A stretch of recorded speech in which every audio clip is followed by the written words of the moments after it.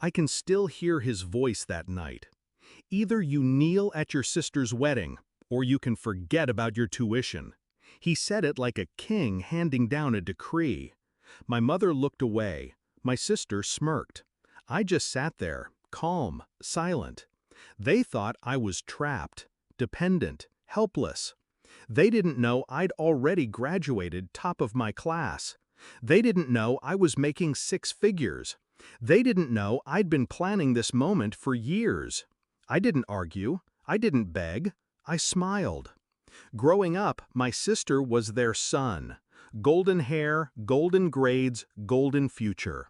Every conversation was about her recitals, her trophies, her beauty. I was the shadow, the difficult one, too quiet, too stubborn, too different. When she wanted ballet shoes, they drove across state lines. When I wanted books, they said, use the library. When she got into trouble, excuses were made. When I excelled, silence followed. I loved them anyway. I thought maybe if I worked harder, they'd see me. But love doesn't survive long in drought. The betrayal wasn't sudden, it was gradual, like a knife turning degree by degree. It was the Christmas when my father toasted only her. The birthday when my gift was forgotten. The college acceptance letter they never congratulated me for. And then the ultimatum. Kneel to her. Prove I knew my place. Or lose the future they thought they still controlled. That was the night I stopped being their daughter and became their reckoning. I vanished from their world. No calls, no visits, no updates. They thought I was struggling, failing, begging somewhere in the shadows. In reality, I was building myself brick by brick. Scholarships, internships, nights buried in code and contracts. Days smiling at bosses who underestimated me, while quietly outpacing them all. I rose, quietly, silently, until six figures hit my bank account and independence was no longer a dream. It was armor. They thought they'd broken me. All they did was sharpen me. When the wedding invitation arrived, embossed and dripping with excess, I laughed. Front row seat reserved for the dutiful sister, the one who would kneel. I RSVP'd yes, and I prepared. Step 1, I acquired the venue's financials. Not hard when you consult for their accounting firm. One overdue payment, one clause in the contract, and I had leverage.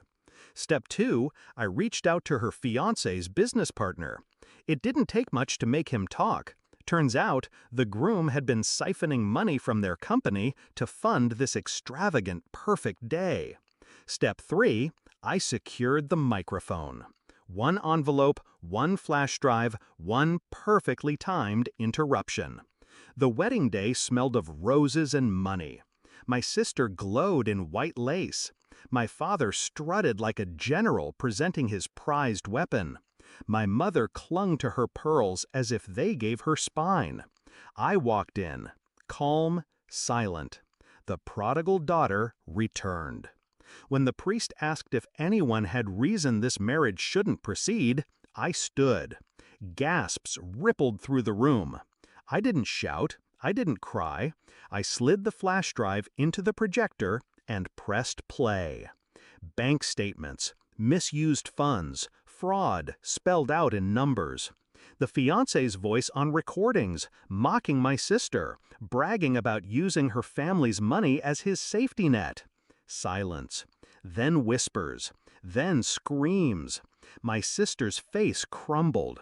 The golden mask shattered. My father surged forward, red with fury. "How dare you!" he roared. I met his eyes, steady.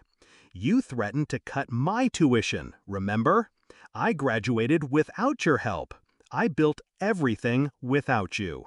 And today, I took back my name." He froze.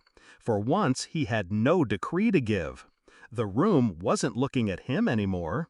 They were looking at me. The groom stormed out under a rain of curses. Vendors whispered about breach of contract. Guests fled with scandal on their tongues. The perfect day collapsed, brick by brick, until all that remained was ruin, and me, standing in the center of it.